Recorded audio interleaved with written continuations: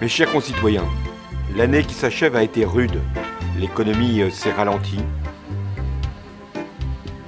Le chômage a repris sa marche infernale. La précarité s'est diffusée à de trop nombreuses familles.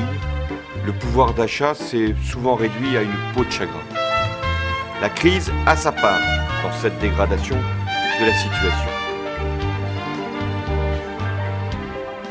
Mais la responsabilité se situe autour de décisions insuffisantes, imprudentes, qui ont abouti à laisser la spéculation et les marchés imposer leurs rythmes et leurs intérêts.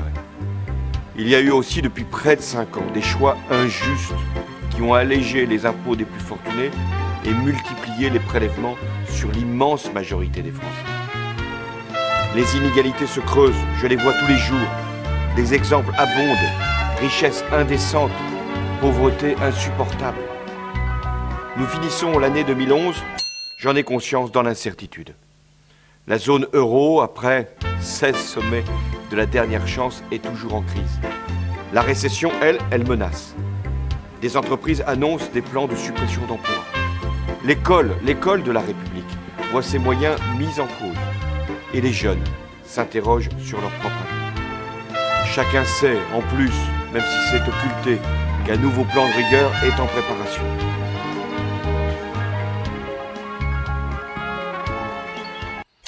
Bref, je comprends les inquiétudes, j'entends les colères, je perçois les défiances, je vois les doutes, mais je connais aussi les attentes. Parce que l'année qui arrive, l'année 2012, sera celle du choix. Choix d'un nouveau président. Choix d'un nouveau destin pour la France. Je veux que cette échéance se situe au niveau des défis qui nous attendent.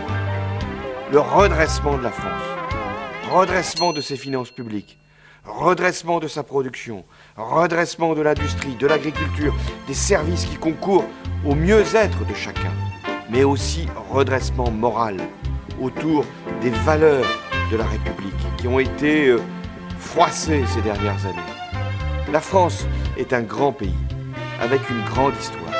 Elle a toujours su se rassembler autour de ses principes. Le premier, c'est l'égalité.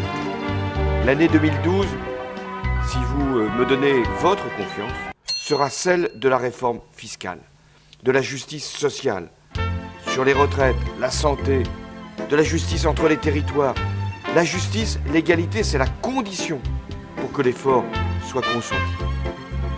Je forme le vœu que l'année 2012 soit aussi celle d'une grande mobilisation autour d'une belle cause, la jeunesse. Nos enfants doivent vivre mieux que nous. Nous devons donner à la génération qui vient des chances nouvelles pour sa formation, son entrée dans la vie professionnelle, son accès au logement. 2012, c'est l'année du changement. En tournant la page de 2011, nous devons fermer le quinquennat qui s'achève. Il a été inconséquent, incohérent, injuste. Il a divisé, heurté, abîmé. En 2012, je veux réunir les Français autour d'une belle et possible espérance. Donner à la France toute sa place dans le monde et en Europe. Cette Europe que je veux, bien sûr stable dans la zone euro, mais capable de produire une dynamique de croissance, un autre rapport avec les citoyens. En 2012, je veux surtout que les Français reprennent confiance en eux-mêmes et vivent en harmonie, en solidarité, en sécurité, avec cette fierté commune de relever ensemble notre pays.